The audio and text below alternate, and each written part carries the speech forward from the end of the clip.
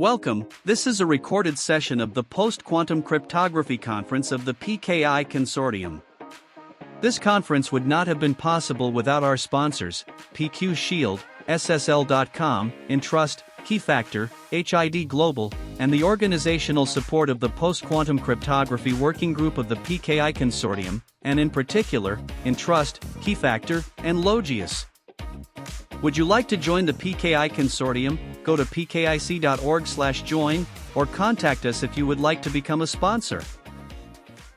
Got our presenter here who you might have seen a couple of times on stage already, Bruno Couillard, co-founder and CEO at Crypto4A.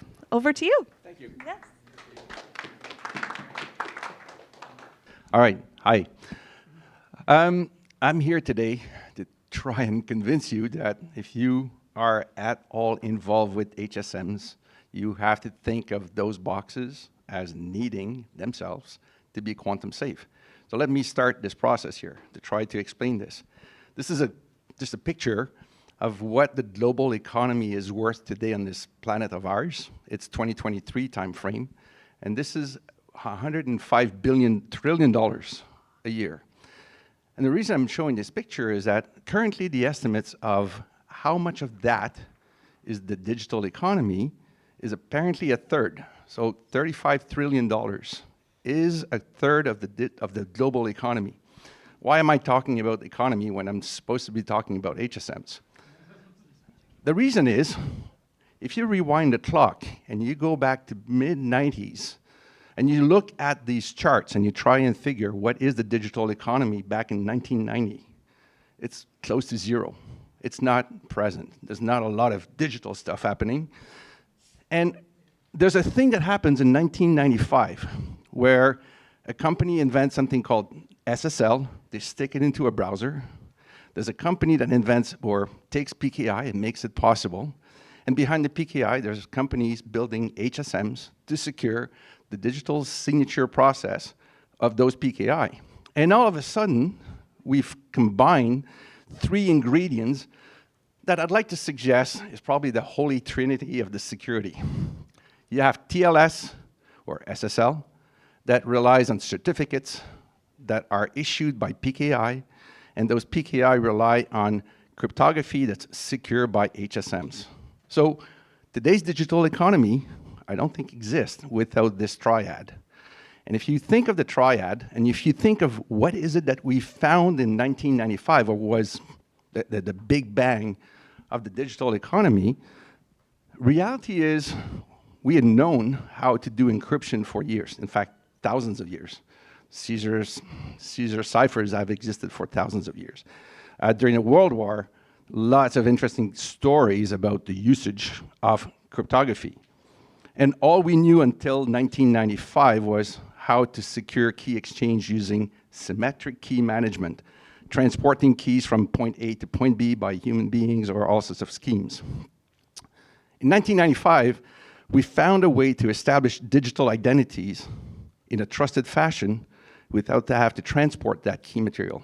So that was a very incredible moment where the world all of a sudden found a new trick to build something we had never been able to build before. Establish commercial relationship without having to know who you are, having to send you my keys. I can just set up a shop, get a certificate, get someone to trust that who I am, I'm who I am, and then I can go forward. So this world of ours today, which is a third of the global economy, relies on HSM. So this is why I felt it was important to put things in perspective. Your HSMs are ultimately the guardians of those private keys. And they've been designed over the years to be better at securing the private keys. They're strong, trying to establish all sorts of techniques to ensure anti-tamper, yet you cannot go and muck around with the design. We try to do as best as we can in terms of the design of these machines to eliminate side channel or reduce them to none. We've had to build very good sources of entropy because ultimately these HSMs are the black box where you actually generate the key material. So you need to have really good source of entropy. The services that you provide, or an HSM provides, are all the crypto services. And if you are building these machines, you have to think of all of the ancillary capabilities that you also need from those black box to achieve HSMs for enterprise. So this is what an HSM is in the end. It's the guardian of your private keys, and these private keys are ultimately what permits us to establish relationships of commerce and keep moving the digital economy to be bigger and bigger.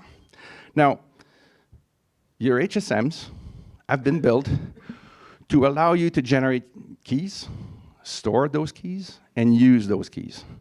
And these days, everyone talks about the ability for these machines to also offer crypto agility. We're trying to transition. We need to have the ability for these boxes to not give us just a single RSA or ECDSA operation. We need to get them to move. So crypto agility is a prevalent idea that HSM vendors are trying to establish. But as an HSM vendor, when you're designing your box to be secure and to be agile, there's a pile of operation that you need to think of doing in order to offer to the application layers the sort of capabilities the HSM is there to provide. For example, you need to be able to firmware update these machines, because if they're going to be crypto agile, chances are when you fabricate it, you don't know what will Falcon look like when it gets standardized, if it's in Falcon. So if you want to change your HSM to do Falcon in a few months, in a few years, you need to be able to do firmware updates, unless you prefer swapping hardware, which not a good thing. Many HSMs also have to give you a backup of your keys. If you have an HSM that generates and secures some of your private key material, which is the most important assets behind your digital identities, none of us, and includes HSM vendors, want to rely on a single machine to live on for 20 years plus with the private key sitting inside and only there. That does not work out in the world. You have to be designing these HSMs to have the ability to export the keys, to back up the keys, to archive those keys. And that's a critical feature. If you're going to have an HSM and you're going to be running lots of operation, chances are, in addition to having generated, operated, and store and archive your keys, you may have a pile of these HSMs. You may have more than one, where you want to be able to do load balancing or high availability or global or geodiversity. And in fact, you can have a lot of different features. So you think of a box A and a box B, both working with the same cryptographic material. So these two machines are eventually going to be talking. Key will be generated in one of those boxes, but eventually needs to be transported in the second so that you have it in both places and you can load balance.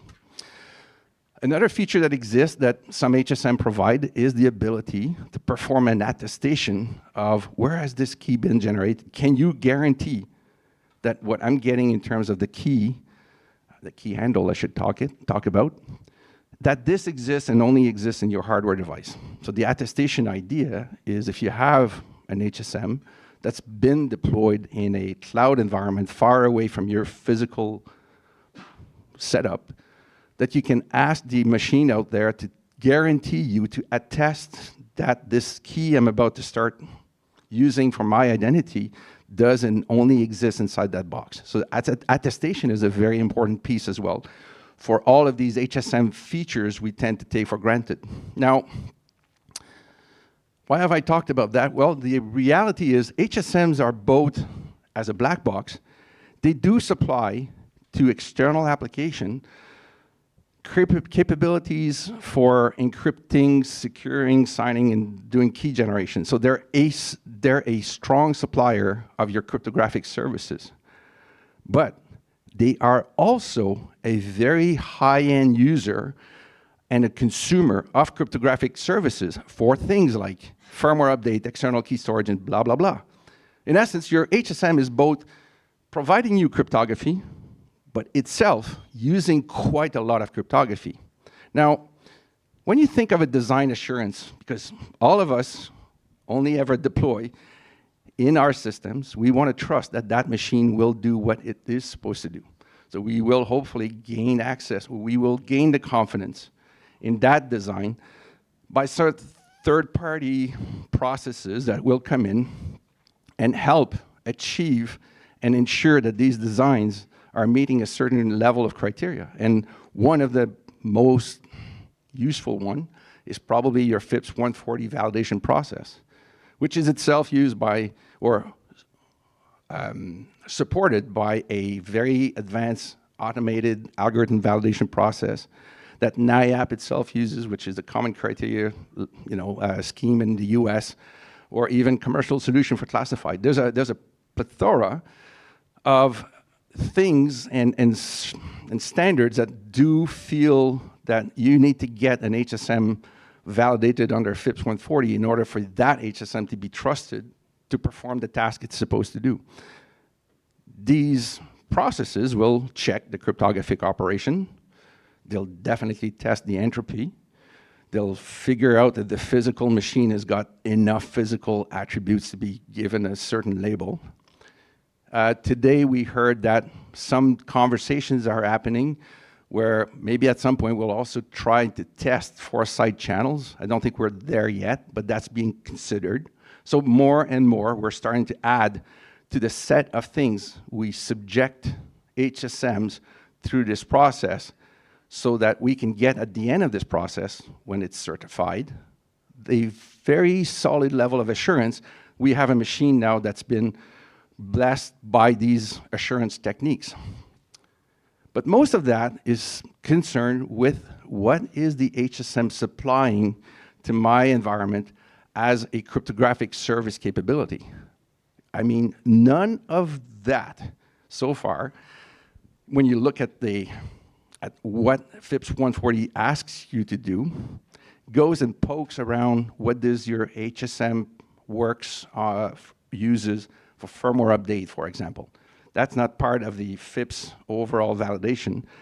And you're not being asked to present your design from a quantum safe point of view inside. You're being asked to provide to the world quantum safe and post-quantum cryptographic algorithm.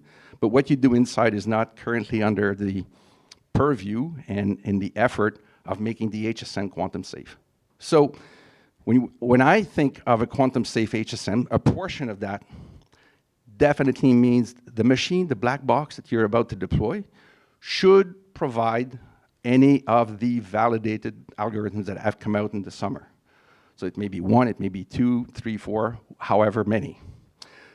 But one thing that is currently not being visible is how that black box, how does it perform firmware update? How does that black box stores keys in external storage areas, backs up? How does that machine connects with another machine in a secure fashion? I mean, I'll stop here for a sec, but if you think of two HSMs that have to communicate some private key material, say it's MLDSA key that's been generated in HSM1 up here, and you have HSM2 here, and I want to transfer that MLDSA key across, so I have it in two places, so I can provide you with a proper load balancing process. What was the encryption path? How did that get encrypted? Is it still quantum safe? Or am I using classic crypto between those two HSMs? If we're worried about store now, decrypt later, that's a pretty important piece to think about. Attestation is this process whereby you trust the machine to give you kind of an indication that the key you're about to start using has itself been blessed by the HSM to be built inside the HSM. Well, if you're designing an MLDSA key, if you generate it, and you want that key to be attested to your software before you certify that this key is something I'm going to start using, I think the attestation of that the signature that you use to attest an MLDSA key probably should not revert back to an ECDSA or RSA signature. I mean, you're planning on using PQC, but you're using Classic to give you the strength and security of the assurance of the design. So attestation is another area where your HSMs, if you're using it with the intent of migrating fully into a post-quantum era, those are things you need to be thinking about the HSM and how does it do these services that normally you never use it at your application design. But all these machines have a lot of things that they do collaborate on. And all of these cryptographic services are indeed points of entry, surface of attack, whatever you want to name it, that may linger on for a while before you get them all to be quantum safe. So this area is one area that currently, the FIPS 140 validation process is really looking at improving our, assurance of a design. We're likely going to get to start to play with the processes of testing HSM from a side channel point of view. That'll improve FIPS 140 assurance that you get. But it's probably important to start thinking about making FIPS 140 validation poke at the internals of the HSM. Because at some point, these machines and their designs also have to be quantum migrated. And if you're counting in those boxes to quantum migrate your stack, but they're still living in a classic world, you have a bit of a dichotomy. You have a bit of a final step to achieve. So these are the things that we think are critical, and what we think is important to leave with people when we talk to customers and so on, is our opinion is 140-3 of your HSM does not make the HSM quantum safe. Even if that machine operates with some PQC algorithm, if it's fundamentally designed around classic cryptography for all of its internal services, you still have one final step to achieve to make that quantum safe. If you bring in QRNG in the equation, which totally okay with bringing QRNG, but a classic HSM plus QRNG does not make the HSM quantum safe. That is not a step you can make, because the keys that you will generate with the QRNG, if you're still using ECDSA, no matter how big the entropy and perfect the entropy, that key is still an ECDSA that will get broken. So this is not a quantum safe design. It just does not have that sort of nice, easy fix. If you do a firmware update, our belief is, I have a fielded HSM. It's got a classic key that will accept or used to validate the firmware signature. If I have the ability to sign my code using RSA and I'm delivering PQC code, how do you feel about the chain of trust, the chain of assurance? I mean, this is RSA signed. This is the best you're going to get from an assurance point of view is the RSA signature. So if that's what you get and you deliver PQC under that, there's a gap here. And again, you have to be not saying this is the really bad thing to do, but you should know that this is a thing that you may want to investigate for your own designs. If you're planning on moving into a quantum safe era and you're trying to transition, there are questions that need to be addressed and talked about. Taking a classic HSM and giving it PQC features does not make a classic HSM a quantum safe HSM. Again, no matter how much you add in terms of feature set, if the box has been built back in the many years ago and its design was established back in the days where hopefully you're no longer using DES or triple DES for storage, but let's say they have not changed that, these machines need to be very, very carefully investigated, because you're making a call, you're making a claim that this is the pillar of the foundation of your future design and your future post-quantum capabilities.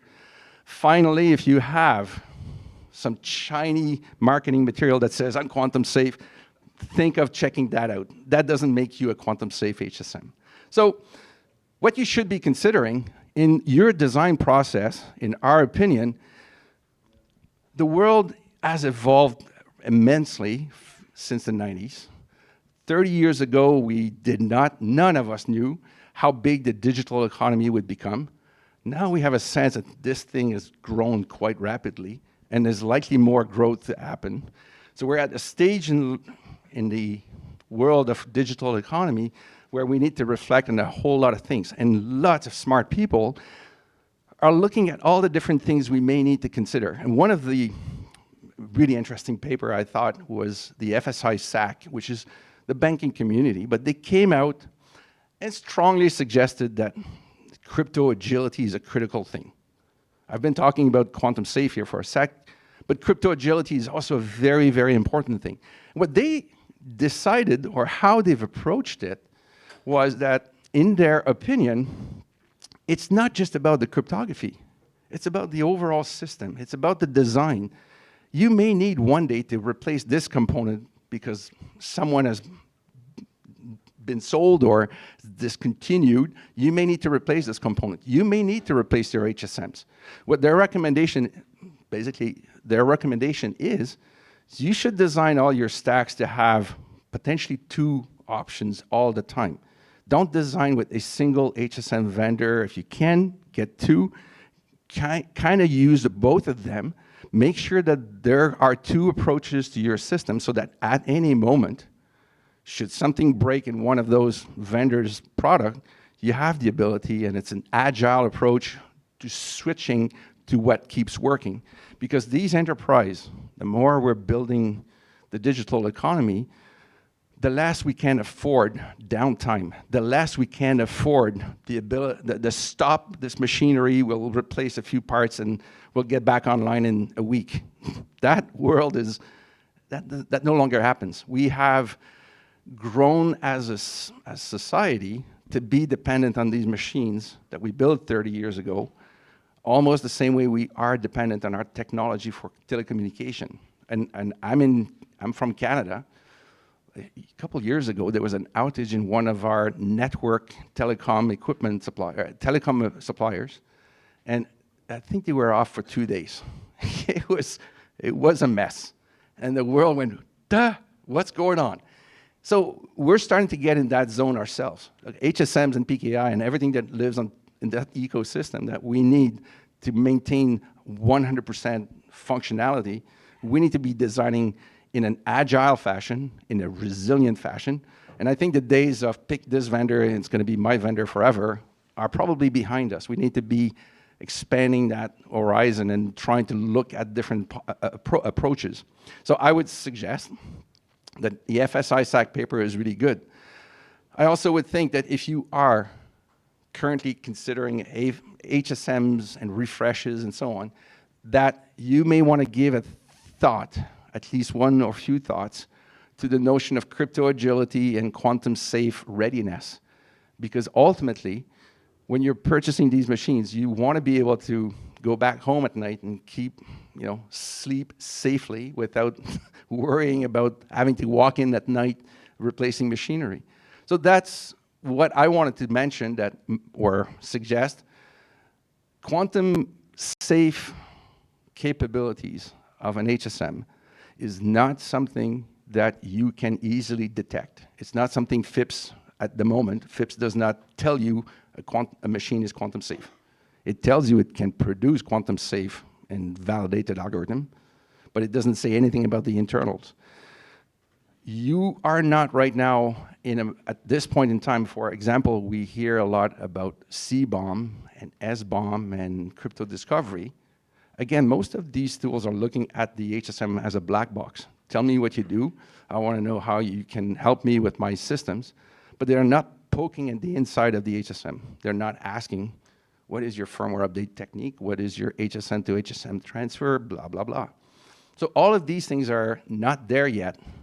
And it's something we need to elevate and educate the collection of all the users out there to learn to ask these questions, because for the time being, we have not matured enough. Maybe one day, someone will come out with something called an H-bomb. No, not the atomic bomb. But it might be the hardware bill of material, where you get to figure out what's inside that box. It could be HSM, but it could also be a firewall, a VPN, and name it. So I think we have a lot of, there's more maturation of our ecosystem. I think that ecosystem has given us quite an amazing amount of tech in awesome economy. I think we all want to keep working for many years, or at least have some people in our company working for many years.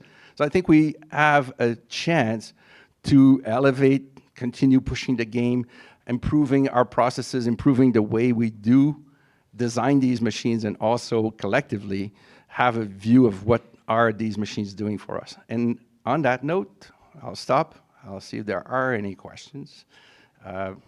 That's what I had to say. Thank you so much, Bruno. All right, so we will take questions in the room, and we'll queue up if there's any remote, but go ahead. So are you kind of saying it's a catch-22 situation wherein the HSMs themselves need to be going through a certification process before other validation techniques can be applied to other products and then go through a certification process of their own? Yeah, pretty much. It's a hard game to be at an HSM. You're at the very bottom of the stack. If you've designed an application that relies on an HSM, that's the responsibility of the HSM. When you get to the HSM, the responsibility of the HSM is the HSM. So you have to be able to design your entire thing to be self-contained, self-sufficient, and be quantum safe. So in that sense, it takes quite a lot of effort to get to that level of the first, think of it as the chicken and egg, that's the first egg you need to build. Yeah. And until you have that, you cannot build the next generations. So you start off very bottom, like secure boot, the algorithm to create the identities to calculate the hash of the firmware through the secure boot process, through your RTL logic, everything needs to go through the validation before you can apply trust to the HSM itself. Yes, and I'll say our first 140-2 validation, we almost had to fight to have our lab accept our opinion that every firmware updates, every key transfers would use both, because the only thing that existed when we designed it was you need to be FIPS compliant, which is ECDSA or ECDH. We came and said, well, we want to use ECDSA and LMS for all key signatures, because we want to be PQC ready now, because we know one day that machine is going to serve in a PQC stack.